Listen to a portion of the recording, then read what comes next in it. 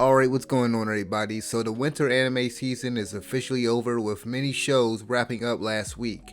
Usually I'll watch a handful of shows each season, but this time around there wasn't too much that I was interested in. Over the past few weeks I've been sampling some of the new shows, and so far only one of them has been worth talking about. After seeing how crazy people are for My Dress Up Darling over the past few months, I finally decided to give the show a shot this week. For those unaware, My Dress Up Darling is a romantic comedy series based off of a manga by Shinichi Fukuda.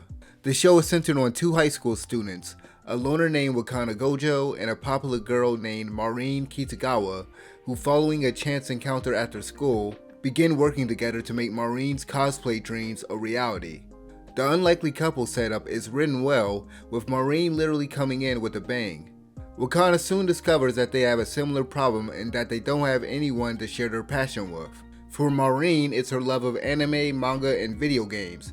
She wants to express her love for these things through cosplaying her favorite characters, but lacks the crafting skills to properly do so.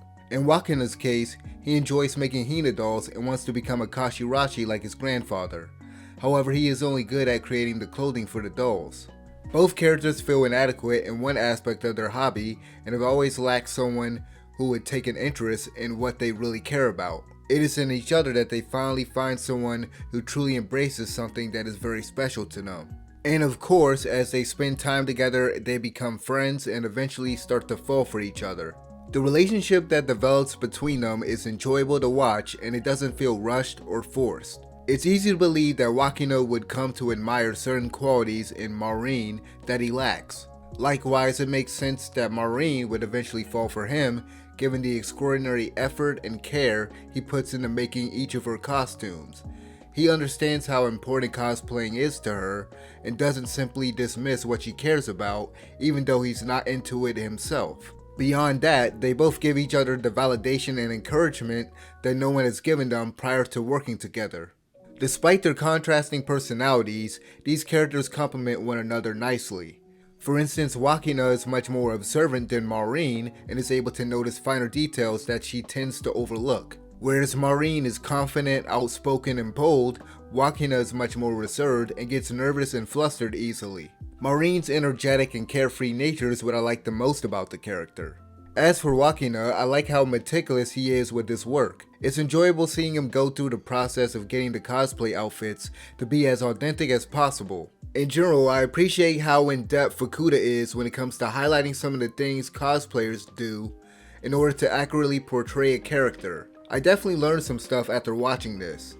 Anyway, out of the two characters, Wakina is much more fleshed out, with the show presenting several flashbacks to his childhood with his grandfather. Early on, it's conveyed through one of the flashbacks why he initially isn't open about his love for Hina dolls. The flashbacks are often tied into certain moments relating to what is happening in Wakina's life. There were a few emotional scenes throughout the season, one of which shows just how insufficient Wakina believes his work is, as he struggles under the pressure of getting Maureen's outfit done. In that scene, as well as the accompanying flashbacks, some of the dialogue really resonated with me. Halfway through the season, two new characters are introduced, a popular cosplayer named Sajina Inui and her sister Shinju. Sajina, also known online as Juju, loves cosplaying and her sister acts as her photographer. I was kinda getting tsundere vibes from her. I liked her more than her sister, who is timid and soft-spoken. Shinju has a similar issue to Wakina, and one particular interaction with her shows how much his thinking has changed from the beginning of the show. Overall, the writing for the characters was good and I could see how someone might relate to them in one way or another. In regards to the comedy aspect of the series, the humor worked the majority of the time. There were quite a few lines of dialogue that caught me off guard, and some episodes end on a humorous moment. Some of Sajina's interactions with Wakina and Maureen was funny, my favorite of which is a scene where she's freaking out. The way the character was animated in that scene was great. Speaking of the animation, My Dress Up Darling was produced by Cloverworks, the same studio behind Wonder Egg Priority and The Promised Neverland. They've created a very gorgeous looking show filled with top-notch artwork, backgrounds, and smooth animation. There are some very beautiful looking scenes, and I love how it looks when they decide to blur the background to focus on the characters. In episode 3, there's a scene at night with Wakina and Maureen talking, and it looks fantastic. I love the way that the light from a passing car comes in at one point.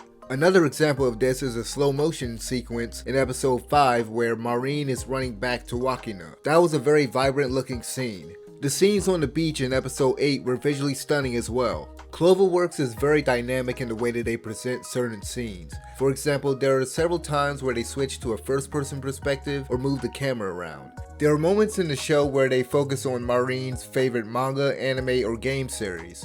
One of which I believe is inspired by Sailor Moon and is shown in a 4:3 aspect ratio.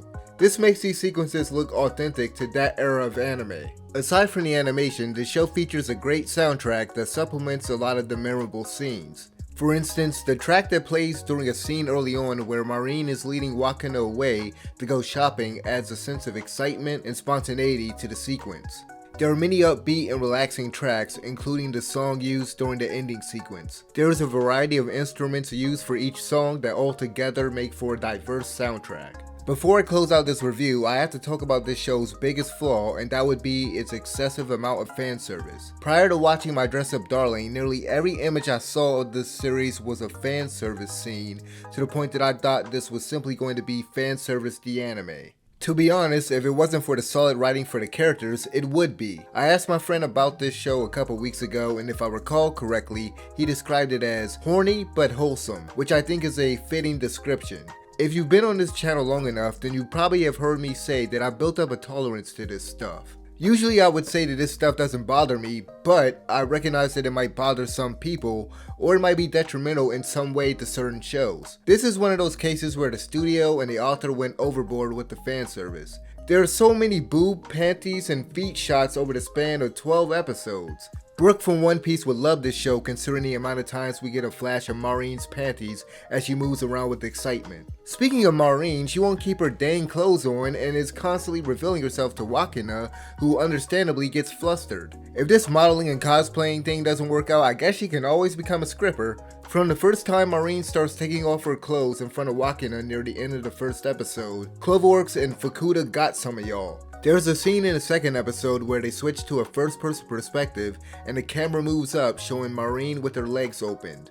They're clearly trying to appeal to a certain crowd. If I'm not mistaken, they're targeting a more mature audience with this show, yet they constantly shower the audience with panty and boob shots of underage characters. Sajuna looks like an elementary or middle school student, yet we get fan service scenes for her and Shinju. They put a lot of effort into some of these fan service scenes too, such as the one where they do a close-up on Maureen's sweaty breasts. I wish I was joking when I say they took their time to perfectly animate boob sweat. At the beginning of a couple episodes, you're greeted with some fan service only around 46 seconds to a minute in.